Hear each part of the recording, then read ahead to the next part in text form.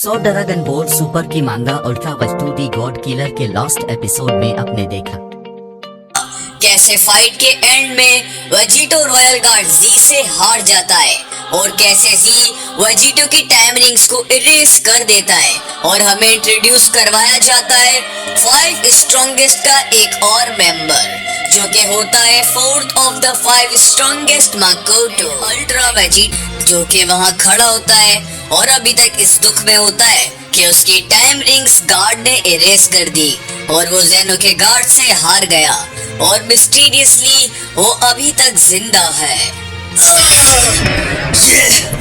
ये दोबारा से हो गया।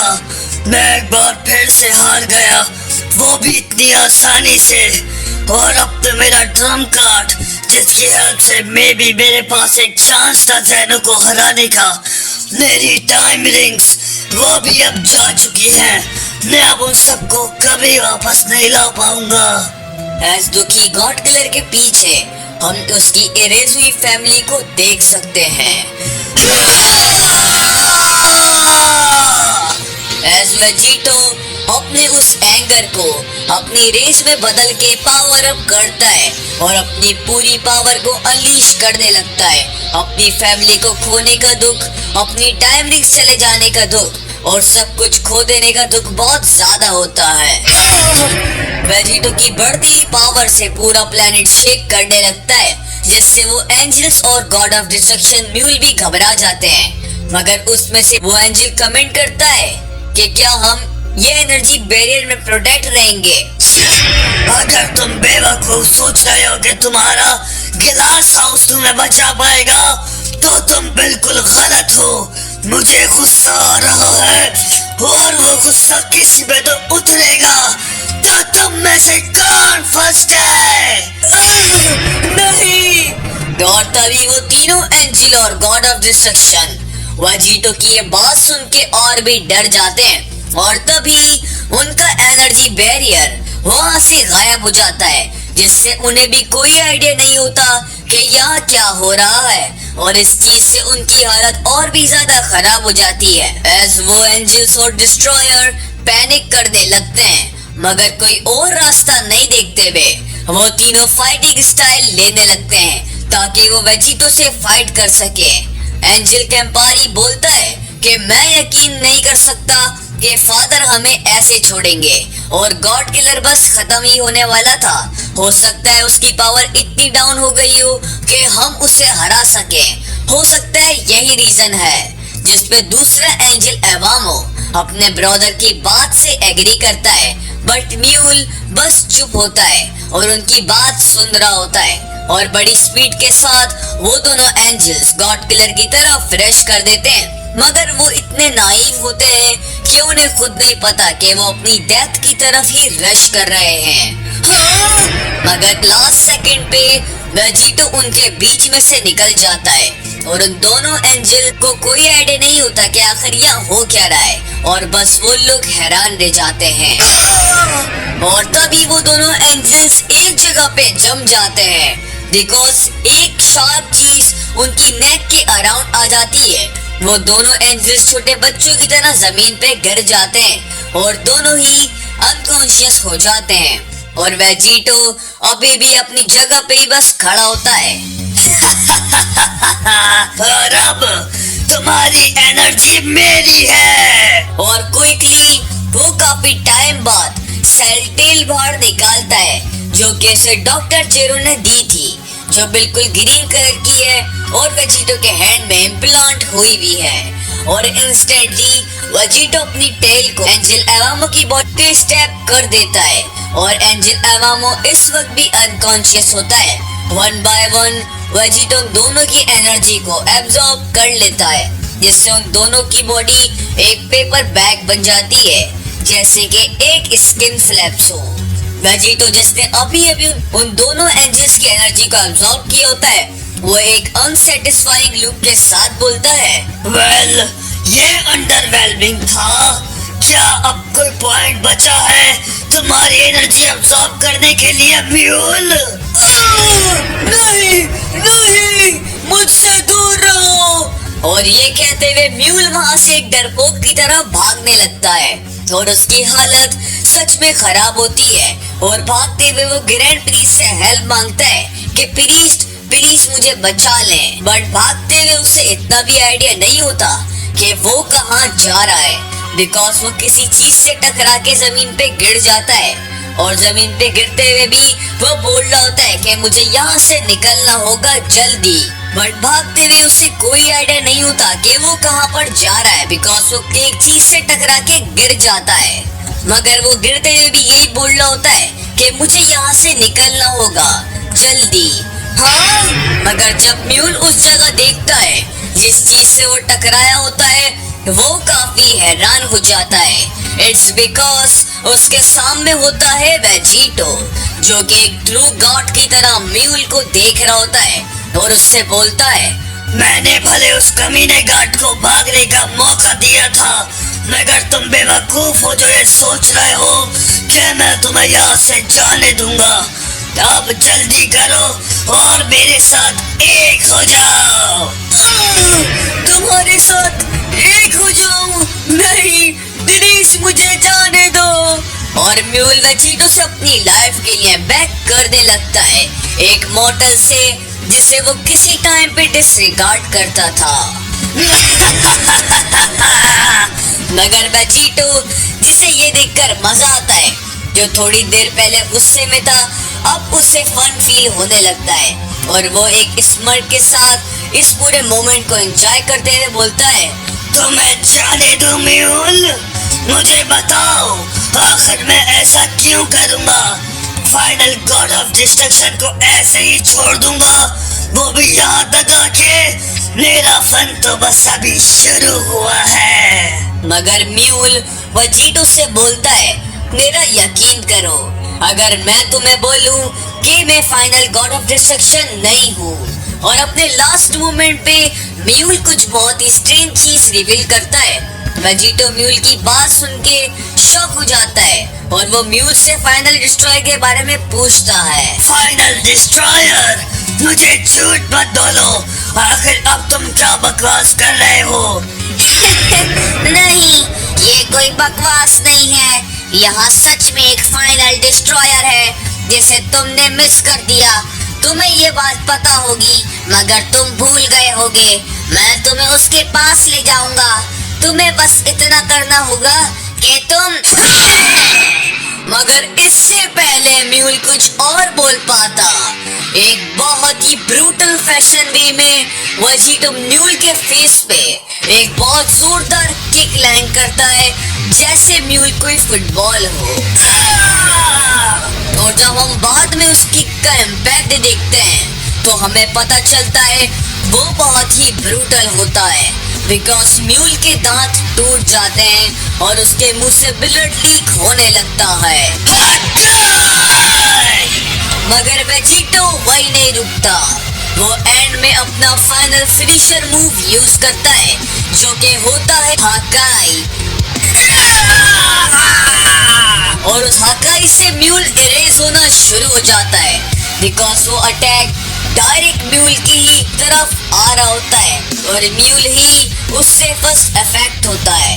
मगर उस हकाई की फोर्स इतनी ज्यादा होती है कि जिस प्लेनेट पे वो लोग होते हैं वो पूरा प्लेनेट उस हकाई से इरेज होना शुरू हो जाता है। मगर सिर्फ वो हाफ प्लेनेट ही इरेज हुआ होता है, बिकॉज हमें क्लोजर लुक मिलती है जहाँ हम देखते हैं वेजिटो को, जो अभी भी सरफेस की दूसरी साइड पे खड़ा होता है। वेजिटो पर स्काई की तरफ देख रहा होता है और बहुत ही गहरी सोच में होता है और गहरी सोच में ही गुम हुआ होता है।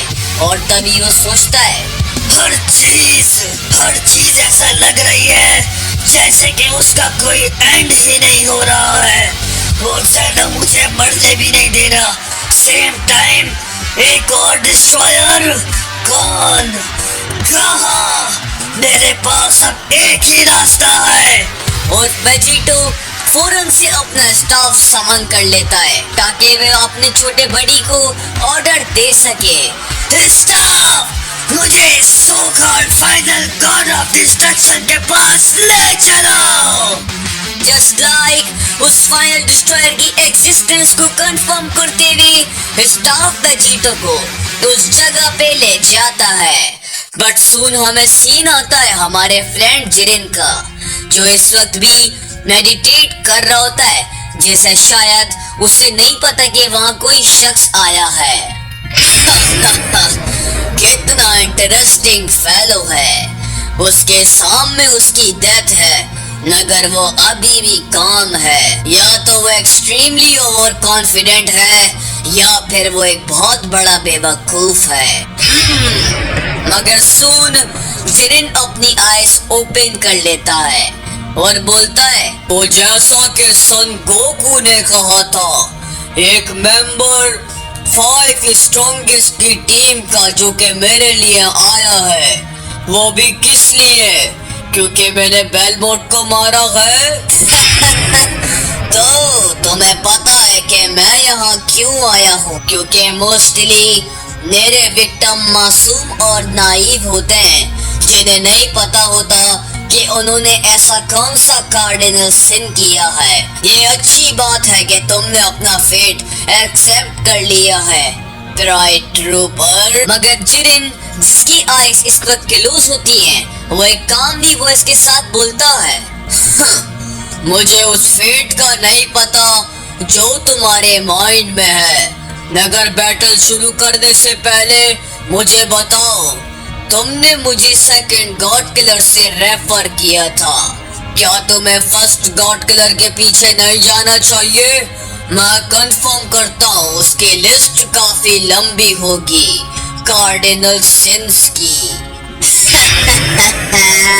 मगर मकोटो एक स्माइल करता है, एज इफ वो काफी प्लीज्ड हो अपनी नेक्स्ट लाइन को कंटिन्यू करने के लिए, और वो बोलता है, यस, ये बात सही है।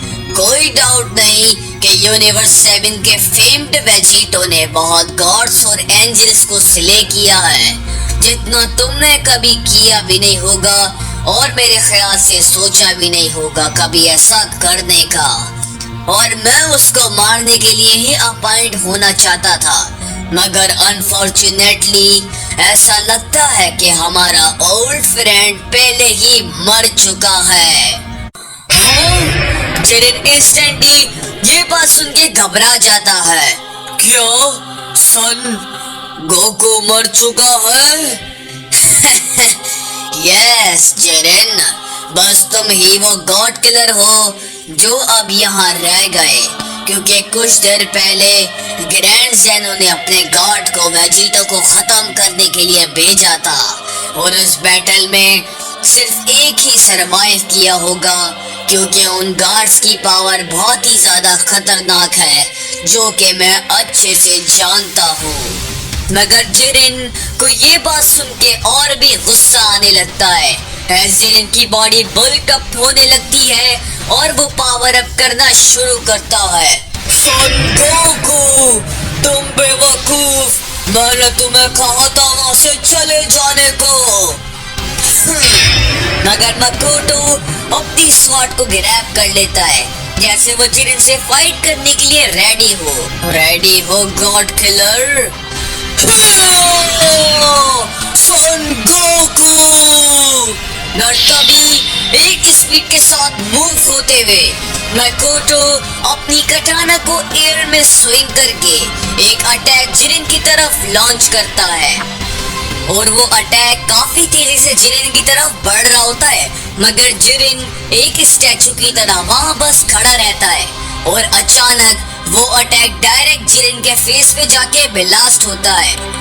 मगर जब वहाँ से स्मोक आउट होती है, हम जिरिन को देखते हैं, जो कि एक इमोशनलेस फेस के साथ मकोटो को ही देख रहा होता है।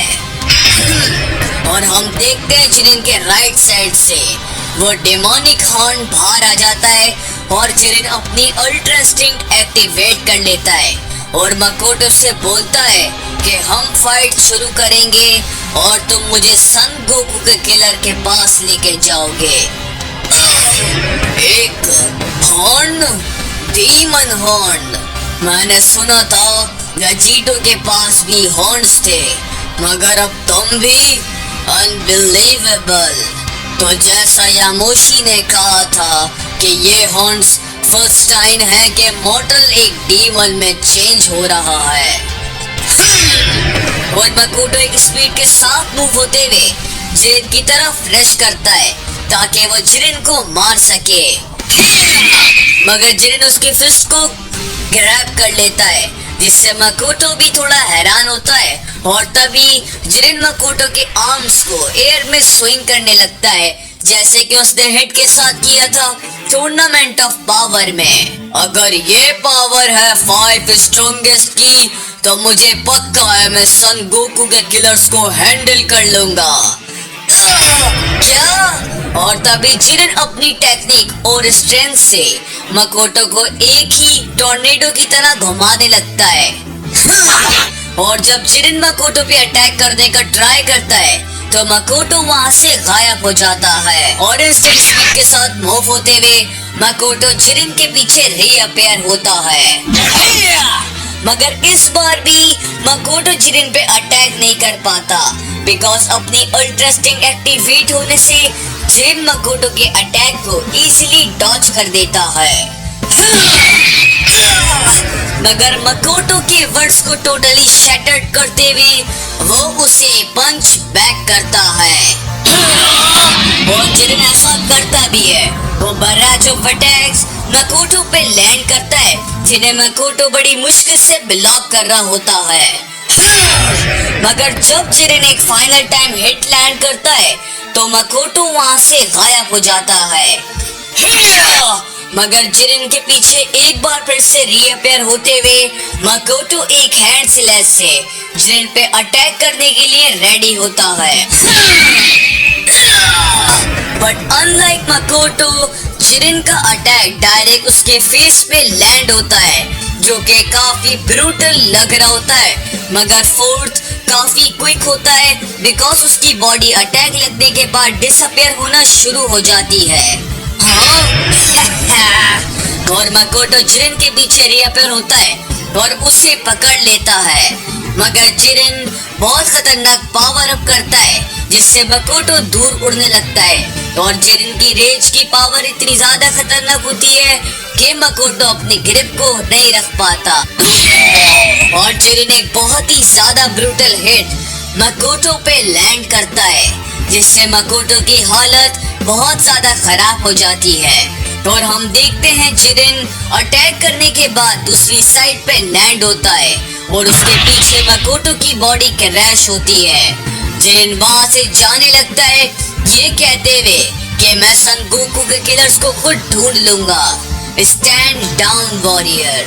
मगर जिरिन जब वहां से जा ही रहा होता है तो मकोटो एक बार फिर से खड़ा हो जाता है, जो चीज जिरिन को भी हैरान कर देती है। Impressive indeed. मैंने कभी नहीं सोचा था एक लोली डिस्ट्रॉयर बेलमोट तुम्हारी पावर में थोड़ा भी क्लोज होगा। तुम तो उससे भी ज्यादा स्ट्रॉन्ग हो जितना मैंने वेजिटो के बारे में सोचा था। इतने फन में सब इवेंट्स चेंज हुए हैं। स्लोली मकोटो खड़ा होने लगता है और अपनी स्वॉर्ड को ग्रैब कर लेता है। इस मकोटो अपनी कटाना को अनशीफ करता है, बस वो कुछ प्लान कर रहा हो। ये मत कहना कि तुमने एक 5 स्ट्रॉन्गेस्ट के मेंबर से ये एक्सपेक्ट किया था। जिरिन मकोटो की ये बात सुन के थोड़ा शॉक हो जाता है। सडनली किसी भी हेजिटेशन के बगैर मकोटो 4th ऑफ द 5 स्ट्रॉन्गेस्ट खुद को अपनी कटाना से स्टैब कर लेता है और क्रेजी स्माइल के साथ बोलता है,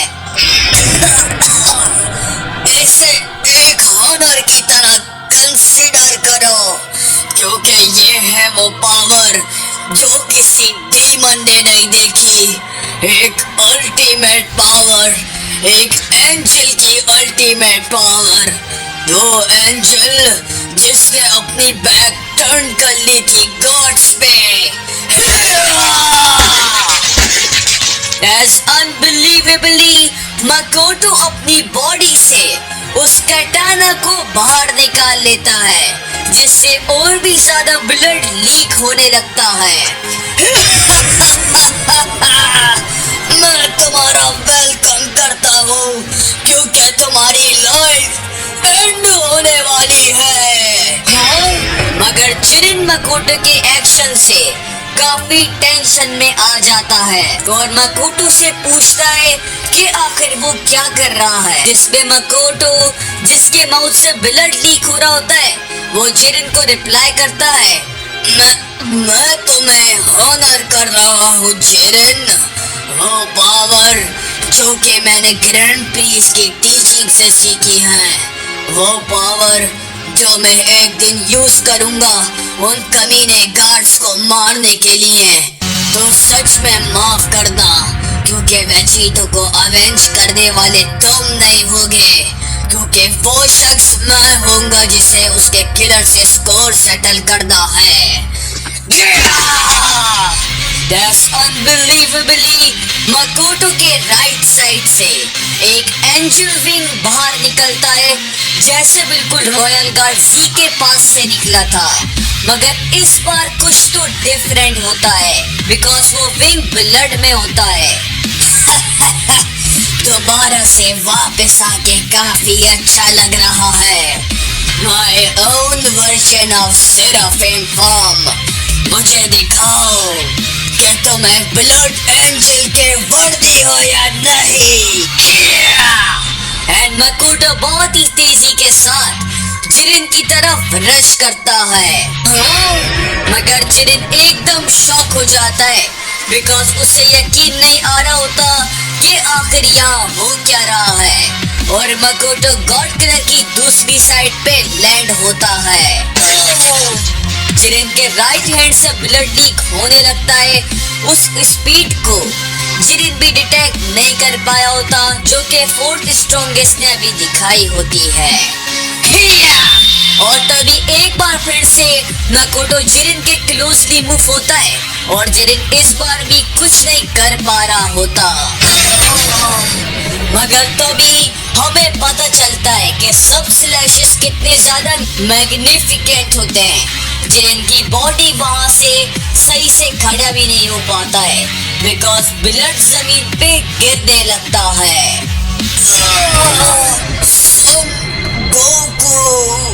एज अपने फाइनल मोमेंट्स में वो अपने फ्रेंड को याद करता है और उसका नाम लेता है, एंड जिरिन की बॉडी जमीन पे लाइफलेस गिर जाती है और ब्लड उसकी बॉडी से लीक हो रहा होता है। और मकोटो अपनी कैटाना को शीफ बैक करते हुए बोलता है, मेरा काम खत्म हुआ, तुम काफी अच्छे लड़े। हाउएवर, मैं तुम्हारा नाम याद रखूंगा अपने बाकी के टाइम के लिए। मैं तुम्हारी बॉडी को यहाँ छोड़कर जा रहा हूँ ग्रैंड प्रीस्ट के लिए। हम फिर मिलेंगे डीमन रियम में। गुड बाय जिरिन। एंड देन मकोटो वहां से चला जाता है, एज जिरिन वही ग्राउंड पे डिसीज्ड होता है। बट जब हम जिरिन की बॉडी की तरफ जूम इन होते हैं तो हमें उसकी बॉडी में कुछ अजीब लगता है, बिकॉज जिरिन के लेफ्ट आर्म से ब्लैक लाइटिंग निकलने लगती है, जिससे राइट हैंड भी कवर होने लगता है ब्लैक लाइटनिंग में, जिससे हमें पता लगता है कि जिरिन और फोर्थ ऑफ द 5 स्ट्रॉन्गेस्ट का फाइनल बैटल तो अभी शुरू हुआ है।